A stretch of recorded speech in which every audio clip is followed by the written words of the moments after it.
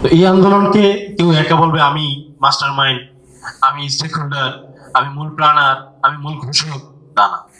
বরঞ্চ এই আন্দোলনকে উজ্জীবিত করছে দেশ, দেশের বাইরে, দেশের ভিতরে এবং সকল ধরনের, সেখানে প্রবাসীদের যেমন অবদান, দেশের মানুষের যেমন অবদান, একজন রিক্সাওয়ালার যেমন অবদান, একজন কুলিওয়ালার যেমন অবদান, একেবারে যে পথ শিশু, ওই পথ শিশুটার সেই সমান অবদান। এবং যাত্রাবাড়ির দিকে সবচেয়ে বেশি আপনার জানেন, মারা গেছে সবচেয়ে বেশি পথ শিশু। এই পথ শিশুদের মারা গেছে, এটা তো কাউন্টেবল না, মানে এই মারা যাওয়ার পরে এটা তো কাউন্ট করার বিষয় না। যে আমাদের তো বাবা মা আছে, যে আমার বাবা, আমি মারা গেছি, আর বাবা বলছে আমার পায় নাই, নিখোঁজ। কিন্তু ওই পথ শিশু তো আসলে মানে কাউন্টেবল না, যে মারা গেছে এখন আর, এটা তো সে রাস্তায় থাকে। চিন্তা করতে পারতেছেন কি পরিমাণ। আগে আপনারা যারা ওই রাস্তায় চলেন, দেখেন আগে যে পরিমাণ পথ শিশু ছিল, আগামী এই জুলাই 5 আগস্টের পরে এই পরিমাণ নাই। তখন ব্রিজের প্রতিটা গোড়ায় যে উঁচু জায়গাটা ছিল, প্রতিটা জায়গায় দেখতাম আমরা মানুষ থাকতো, বসবাস করতো। তো অনেক প্রাণ, এই প্রাণের পরে আমরা এটা পাইছি। এটা যাতে আমাদের দুই একজনের স্বার্থ বা অনৈক্যের কারণে ব্যাহত না হয়। সরকার কখনো চিন্তাই করতে পারে নাই, এই স্বৈরাচার সরকার কখনো চিন্তাই করতে পারে নাই যে প্রাইভেট বিশ্ববিদ্যালয়ের সরকার ছাত্ররা এই আন্দোলনের যে মেইন স্ট্রিম, যে প্রধান স্রোত ধরে রাখবে।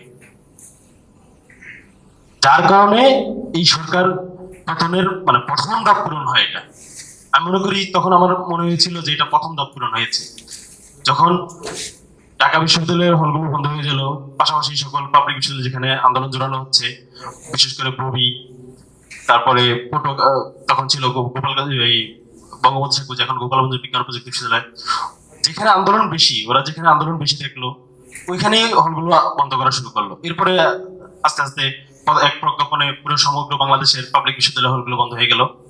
তারপরে সেখান থেকে আন্দোলনের সূচনা হলো প্রাইভেট বিশ্ববিদ্যালয়ে।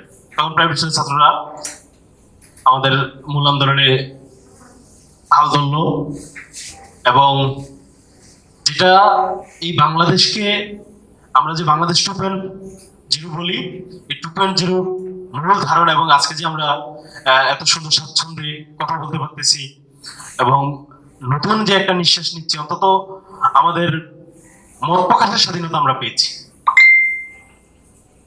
যদিও এই আন্দোলনটা আমাদের আরো সামনে করতে হবে, আমাদের সামনে আরো অনেক বাধা, স্রোত এখনো শেষ হয়নি, স্রোতের প্রতিগুলো এখনো চলতে হবে। তো সুতরাং আমি সকলকে অনুরোধ করব, জুলাই আলোচনার ভিতরেই নয়, জুলাই বরঞ্চ নিজের ভিতরে ধারণ করতে হবে, নিজেকে সৎ থাকতে হবে, সৎ মানুষের সাথে থাকতে হবে এবং সত্যের পথে চলতে হবে। এটা হলেই আমরা হয়তোবা নতুন বাংলাদেশ পাবো। আমাদের ভবিষ্যৎ প্রজন্ম, যেটা বিশেষ করে আমাদের মানবী বলতেছিলেন, তখন আমি পল্টন জোনের প্রথম দিকে, যেহেতু আমার বাসা চিটাগং নারায়ণগঞ্জের দিকে ছিল, আমি পরে আর ভার্সিটি থেকে আসতে পারিনি, একটু স্মৃতিচারণ করি। আমি পল্টনের দিকে আসতাম, তো আমার কাজ ছিল যে আমি যারা আহত হইতো জুলাই, তাদের নিয়ে যেতাম। তো এর ভিতরে আল-কারিম জেনারেল হসপিটাল মানে অনেক সাপোর্ট দিয়েছে আমাদের। এমন হতো যে রোগীর যদি টাকা না থাকতো, রোগীর ফ্রি চিকিৎসা করে ছেড়ে দিত। মানে এই সাপোর্টটা বাংলাদেশের কটা হসপিটাল দিবে, ভাই থাকলে হয়তো বা আর একটু বলা যেত। মানে এই সাপোর্টটা বাংলাদেশের কটা হসপিটাল দিবে তখনকার সময়ে, এবং তাদের এই কারণে কিন্তু হামলা মামলার শিকার হইতে হয়েছে। আল-কারিম জেনারেল হসপিটালের যে ডিরেক্টর ছিল স্যার, উনি ছিল।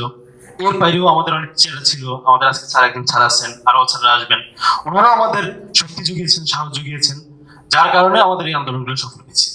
তো এই আন্দোলনটা ছিল সকল ধরনের, ধর্মের, শ্রেণী পেশার মানুষের।